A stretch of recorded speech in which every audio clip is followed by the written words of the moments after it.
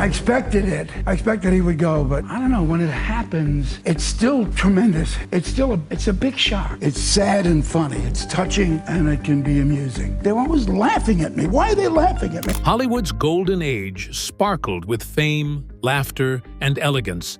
But behind the glamour, things weren't always so bright. Mel Brooks, the comic genius who turned chaos into comedy, saw it all firsthand.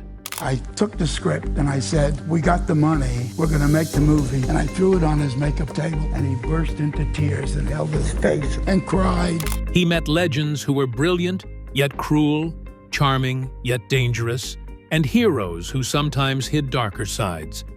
These are the 6 stars who, in Brooks' eyes and era, revealed the real villains of Hollywood's golden dream.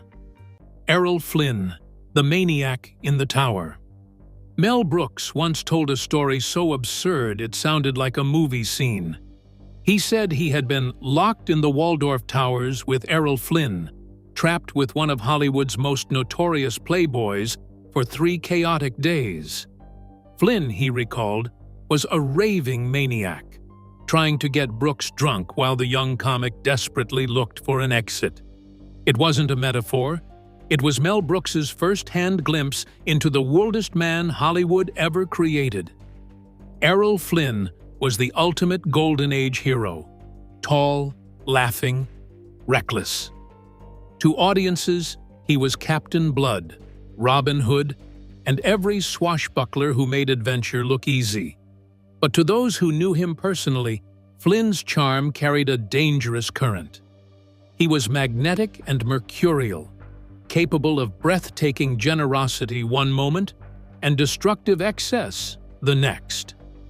In the words of one studio insider, Flynn didn't just live fast, he lived like he was trying to outdrink the devil himself. Brooks met Flynn at a time when the actor's glory days were behind him. The swashbuckler had become a legend wrapped in scandal. By the 50s, Flynn's name was as famous for court cases and bar fights as for his films. He'd been tried and acquitted for statutory abuse in 1943. His personal life dogged by whispers of violence, substances, and Nazi sympathies that were never fully proven but forever stained his myth. To a sharp observer like Brooks, Flynn represented the very soul of Hollywood contradiction. A man worshipped for his charm and destroyed by his appetites. Errol had no limits, Brooks once said with a mix of awe and disbelief. He was the most alive man I ever met, and that was his problem. He didn't know how to stop being alive. That line, half admiration and half warning, summed up Flynn's paradox. He embodied everything glamorous about old Hollywood: beauty, charisma, adventure, and everything rotten underneath it: exploitation, denial, and indulgence beyond consequence. When Brooks spoke about that Waldorf Tower episode, it wasn't just a funny memory. It was an allegory for what it meant to survive in an industry built on temptation. Flynn tried to pull Brooks into his orbit, into the dizzying chaos of a man who lived as though cameras were always rolling. But Brooks escaped, literally and metaphorically. It was the comedian's instinct to turn danger into absurdity, and absurdity into wisdom. That encounter, like a scene from a Mel Brooks movie, carried a quiet moral. You can laugh at madness, but don't join it. Flynn's evil, as Brooks might have seen it, wasn't malicious in a calculated way. It was the reckless, self-centered evil of someone who believed his own legend. Hollywood made him immortal, and Flynn believed it. The studios covered for him, journalists adored him, and fans worshipped him even when the truth began to show. By the time he died at just 50, his body wrecked by alcohol and excess, the myth had eaten the man whole. In a sense, Errol Flynn was the original Hollywood anti-hero, the kind of man Brooks would later lampoon in his films. Brooks's characters often deflated grand egos and heroic facades, From the pompous producer in The Producers to the ridiculous cowboys and kings in Blazing Saddles and Robin Hood, Men in Tights. His comedy exposed vanity for what it was, an illusion, a performance, a mask. Perhaps that's why Flynn fascinated him so deeply. Flynn was both the mask and the man behind it, unable to tell them apart. To Brooks, laughter was a way to survive people like Flynn, to understand them without becoming them. If you can laugh at the monster, Brooks once said, you don't have to be afraid of him. In Flynn's case, the monster wasn't a villain from a movie. It was the real Hollywood, the intoxicating, devouring machine that took ordinary men and turned them into gods, then ghosts. Flynn's chaos was intoxicating, but the next figure in Brooks's orbit didn't live wild. He controlled it. Now, from reckless passion to calculated power, we turn to the man who directed fear itself. Alfred Hitchcock, the director who played God. If Errol Flynn embodied chaos, Alfred Hitchcock represented its opposite, total, unnerving control. Where Flynn's madness spilled everywhere, Hitchcock's precision was surgical. He didn't drink himself to death or chase scandal. He orchestrated life and terror as if every heartbeat around him was part of a shot list.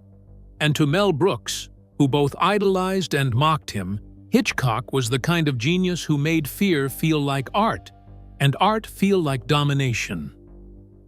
Brooks's relationship with Hitchcock was complex. In 1977, he made High Anxiety, a full-blown parody of Hitchcock's thrillers. But underneath the jokes and slapstick was something deeper. Respect tinged with discomfort. Brooks once said, "The best director who ever lived was Alfred Hitchcock for his timing." It was both praise and warning. Timing, after all, was Hitchcock's secret weapon not just in film, but in life. He knew exactly when to charm, when to intimidate, when to strike.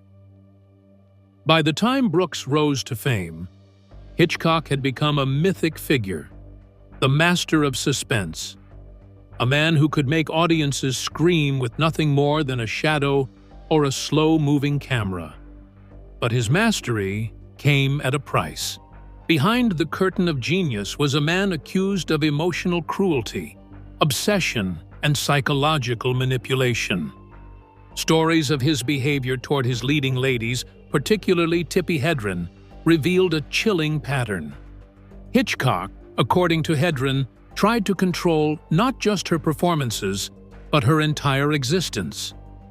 When she resisted, he allegedly sabotaged her career. In Brooks's eyes, that wasn't just eccentricity. It was the kind of quiet tyranny that thrived in old Hollywood's silence. Brooks, whose comedy always poked holes in authority, seemed drawn to Hitchcock for that reason. He saw in him the archetype of the omnipotent director, the man who played God on set. High Anxiety wasn't just a spoof of Vertigo or Psycho. It was a rebellion against creative sadism. "You can't terrify your actors," Brooks said in an interview. "You have to terrify the audience." That line, though playful, was a jab at Hitchcock's rumored cruelty. In High Anxiety, Brooks made himself the target of fear, the anxious hero trembling at the mercy of his own imagination, a direct inversion of Hitchcock's detached sadism. And yet, Brooks never fully condemned him. That was part of the paradox. He understood Hitchcock's need for control, even shared it. Comedy, like suspense, depends on precision, on knowing exactly when to release tension. The difference was moral. Brooks made people laugh to free them. Hitchcock made them shiver to trap them. Both were puppet masters, but Brooks's strings led to laughter, not dread. In the closed, glittering world of mid-century Hollywood, directors were monarchs. Hitchcock's authority was absolute and dangerous. Assistants whispered about his pranks that crossed lines, about his manipulation of actors to elicit real terror. On The Birds, Hedren endured live seagulls hurled at her for days because Hitchcock refused to use mechanical ones. On Psycho, he filmed Janet Leigh's shower scene for a full week, slicing fear frame by frame until her exhaustion became part of the performance. To audiences, that was genius.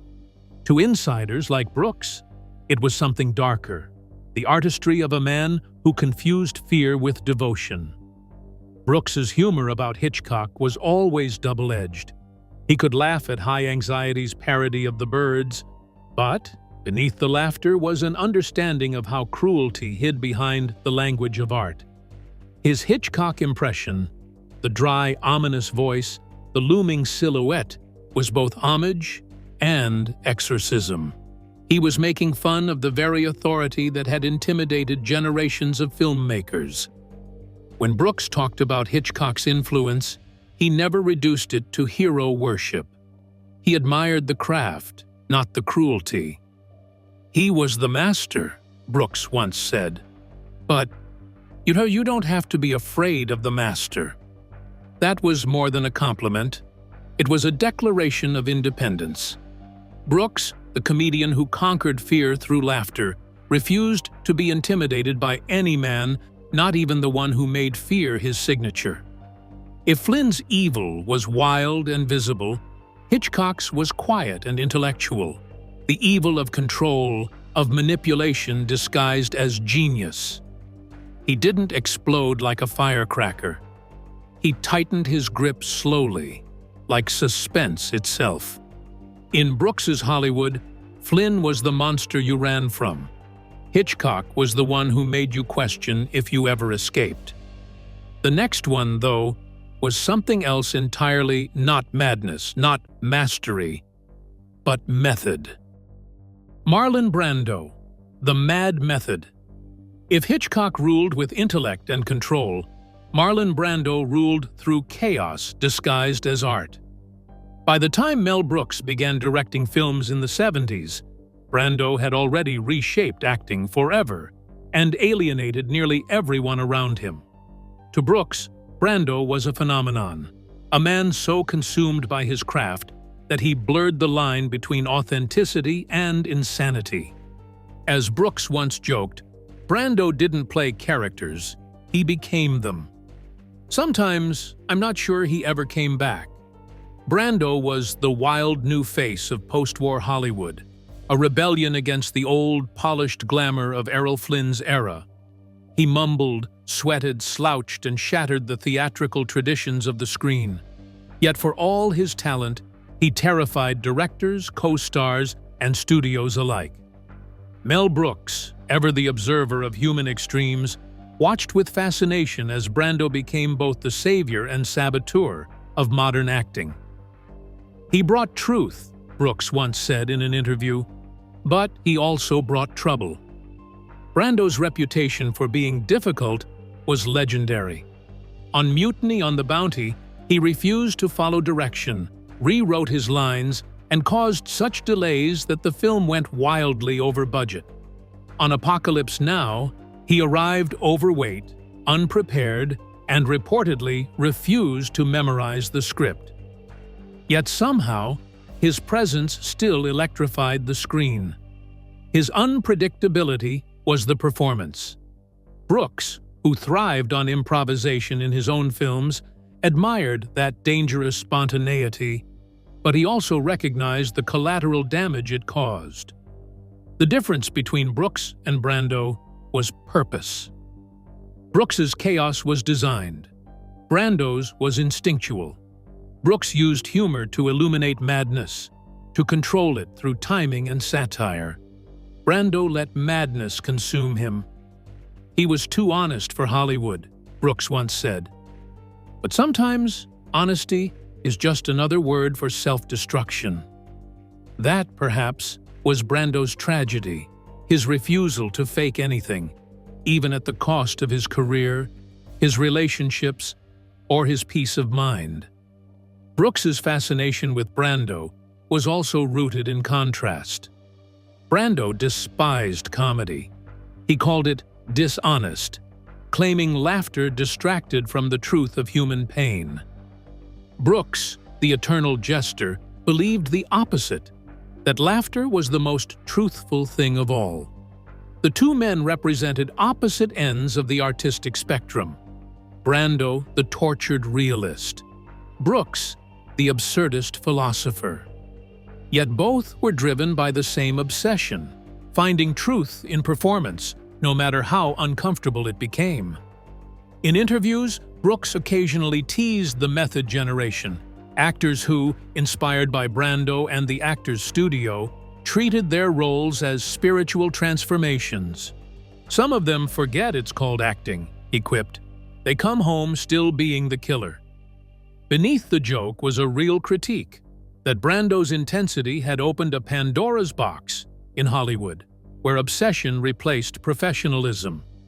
Brooks respected Brando's artistry, but he saw the danger of worshipping pain as authenticity. "You can lose your soul doing that," Brooks said, "and the camera won't save you."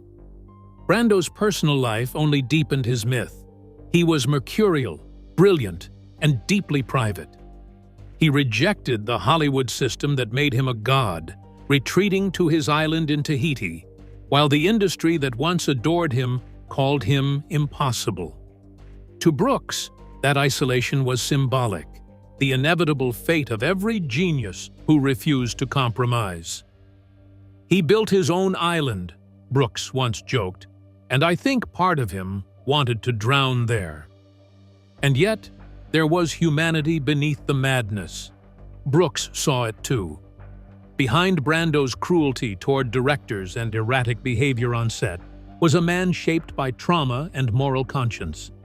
He supported civil rights, opposed racism, and refused his Oscar for The Godfather in protest of Native American mistreatment, an act Brooks described as half holy, half Hollywood. It was both a genuine statement and a grand performance, the two sides of Brando merging into one unforgettable gesture. To Brooks, Brando was one of the last actors who made people feel something dangerous, and that made him both hero and villain. "He scared the studios," Brooks said, "because he wasn't afraid to look ugly." That, in the safe, polished world of Hollywood, was revolutionary. Brando didn't act for approval. He acted to confront. And that confrontation between art and ego, humanity and hubris, became his personal war. In the mythology of Mel Brooks' Hollywood, Brando fit perfectly among the so-called evil figures. Not because he was cruel, but because he showed how genius can turn inward, devouring itself. Flynn's evil was indulgence. Hitchcock's was control. Brando's was torment. If Brando embodied suffering in pursuit of truth, the next figure took the opposite path, perfection in pursuit of power. Joan Crawford, the Queen of Fear. To Mel Brooks, comedy was rebellion, a weapon against fear. But in the Hollywood that came before him, fear wasn't fought. It was used as fuel. No one embodied that more than Joan Crawford, the silver screen goddess who turned perfection into a weapon. Brooks never worked directly with her, but her shadow loomed over every dressing room, every whispered story about directors reduced to trembling wrecks and assistants afraid to breathe wrong. She ruled by terror, an old studio hand once told Brooks, and she did it in heels. Crawford was the antithesis of chaos. Where Errol Flynn drowned in indulgence and Brando collapsed into emotion, Crawford controlled everything: her image, her body, her home, her reputation. In a world that punished women for imperfection, she decided she would have none. That decision, though, hardened into obsession. "I think she ironed her soul," Brooks once joked to a fellow writer, "and not a wrinkle left."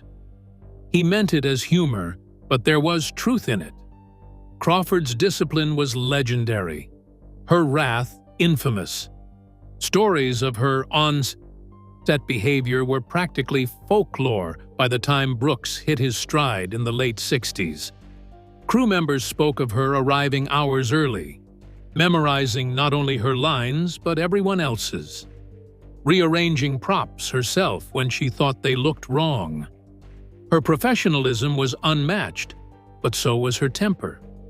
She would allegedly freeze out co-stars who upstaged her, clash with directors who questioned her choices, and once refused to shoot until an entire set was repainted to flatter her complexion. "You didn't cross Crawford," said one MGM veteran. "You survived her." For Brooks, who loved skewering authority figures in films like The Producers and Blazing Saddles, Crawford's legend was irresistible. She was the kind of star that only an industry as unbalanced as old Hollywood could create.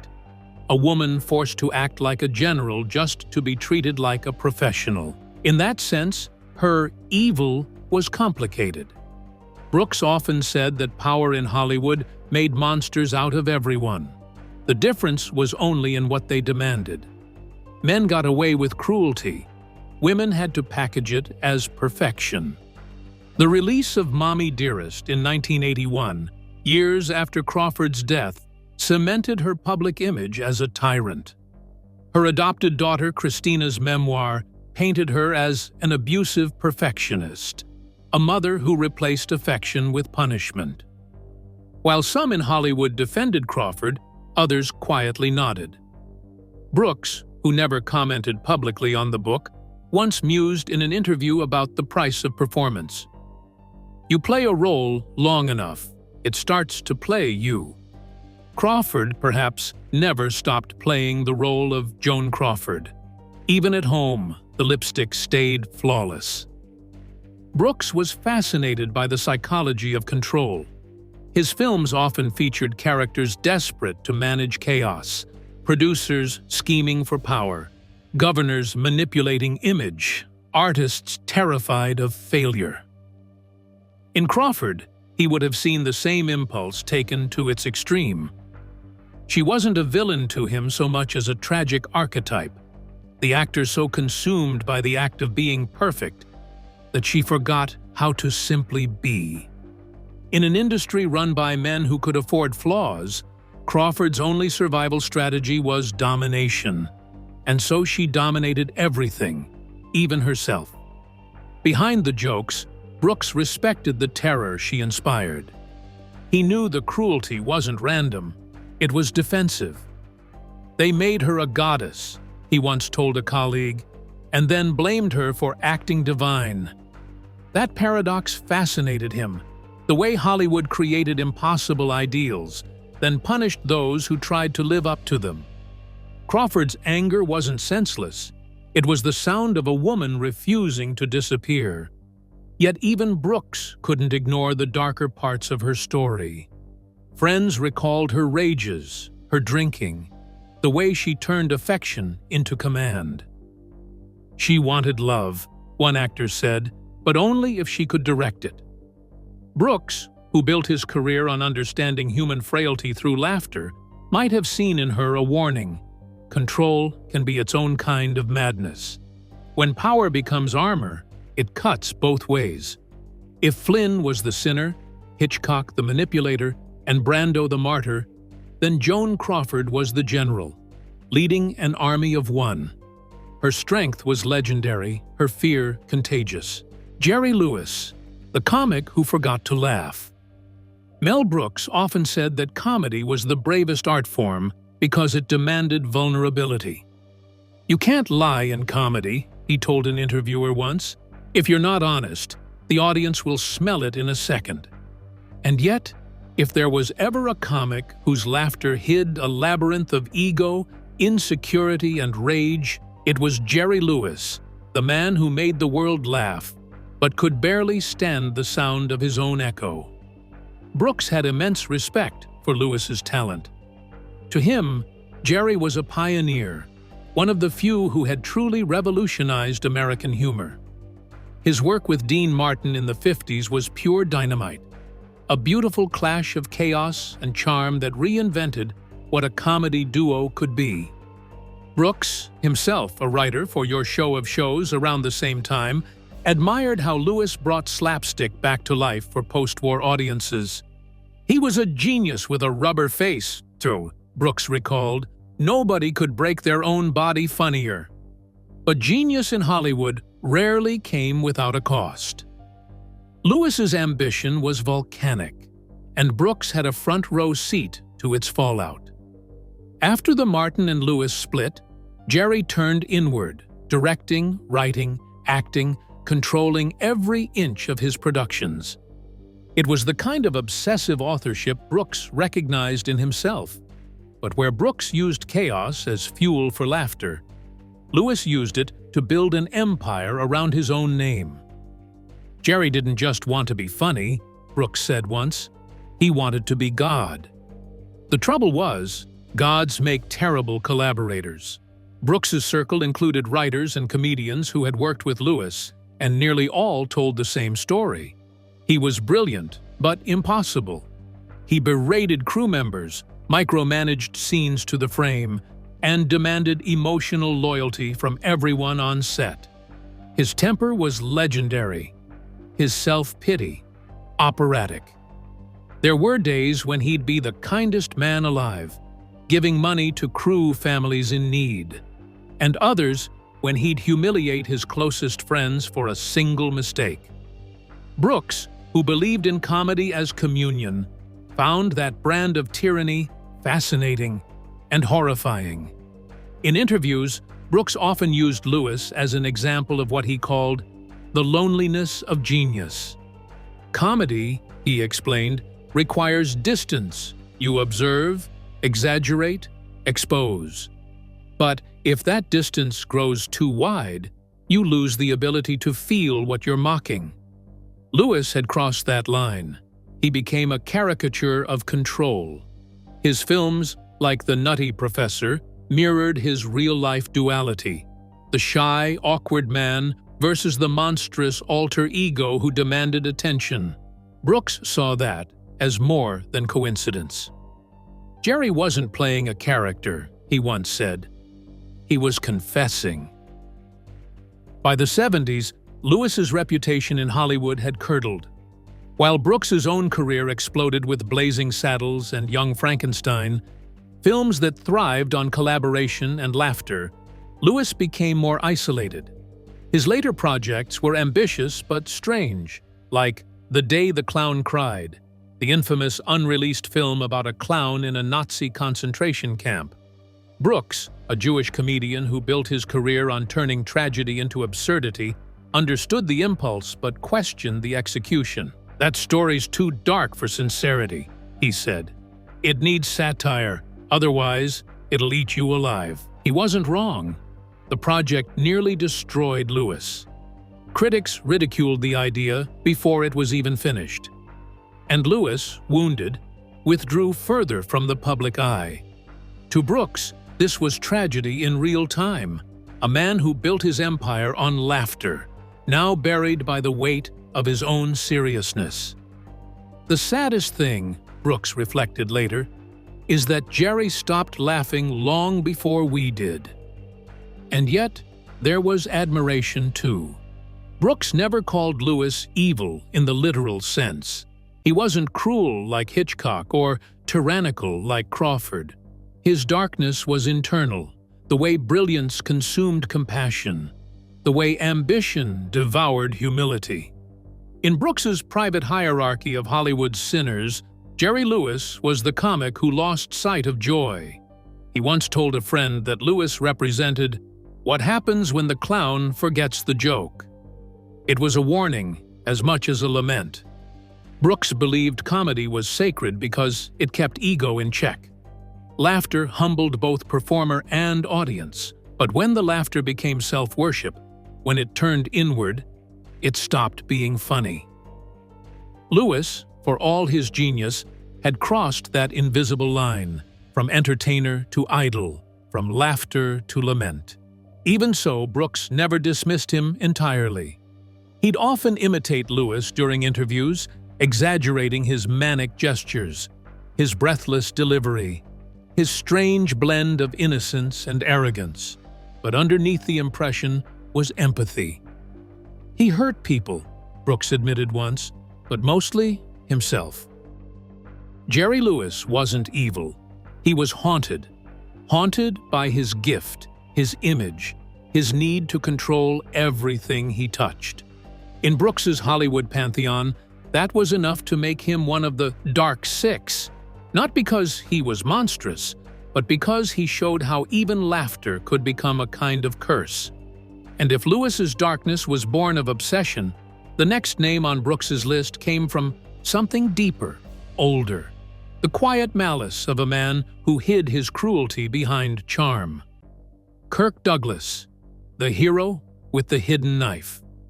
Mel Brooks adored old Hollywood's leading men, the kind who could charm a camera and terrify a studio executive in the same breath. But among them, few fascinated him as much as Kirk Douglas, the man who embodied both heroism and hunger in equal measure.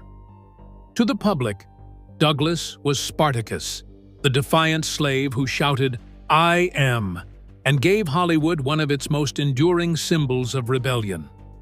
But behind that righteous roar, Brooks saw something more dangerous. A relentless ambition, sharp enough to cut through anyone who stood in its path. Brooks never publicly called Douglas evil. He wouldn't need to. His anecdotes, shared half in jest during interviews and Hollywood parties, painted a man so driven that morality became an inconvenience. Kirk didn't act, Brooks once quipped. He attacked.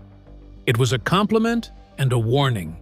Douglas had the intensity of a man who believed every scene and every relationship was a battlefield. In Brooks's eyes, Douglas represented the paradox of old Hollywood masculinity, noble on screen, ruthless off it. Crew members, co-stars, and writers whispered stories about his temper, his manipulation, his habit of rewriting scripts to magnify his role. There was the infamous clash on Paths of Glory where Douglas, unhappy with how he was being directed, allegedly confronted Stanley Kubrick in front of the entire set, not out of artistic principle, but pride. Kirk wanted to be the best man in every room, Brooks joked, even if it meant burning the room down. It was that same fire that made Douglas indispensable and dangerous. To Brooks, who valued collaboration and humor above hierarchy, Douglas was both marvel and menace, proof that charisma could be its own kind of tyranny. On screen, his smoldering stare could convince an audience to follow him into battle. Off-screen, that same intensity could crush those who refused to obey. He wasn't just acting the hero, Brooks once remarked. He believed he was one. Their paths crossed socially more than professionally. Both were veterans of the Hollywood circuit, fixtures at parties where legends mingled with newcomers. Brooks often entertained Douglas's circle with stories and jokes, and Douglas, ever the alpha, would lean in, eyes gleaming, dissecting every punchline as if it were a competition. He'd laugh, Brooks recalled, but only after figuring out why you were funny. There was admiration in Brooks's observation. He knew what drove men like Douglas, the fear of fading. Hollywood, after all, loved its heroes until it didn't. Douglas came from the era of physical dominance and emotional repression. Vulnerability was weakness, control was survival. That mindset, Brooks believed, made monsters out of mortals. "You spend years pretending to be invincible," he said once, "and suddenly you forget you're human." But Douglas wasn't merely power-hungry. He was haunted. The industry's mythology demanded that every hero slay dragons, and when none appeared, they invented them. For Douglas, those dragons were rivals, directors, even friends. He could turn charm into a weapon, using wit and authority to manipulate situations in his favor. He smiled, Brooks once joked, like a man who knew your weakness and your mortgage rate.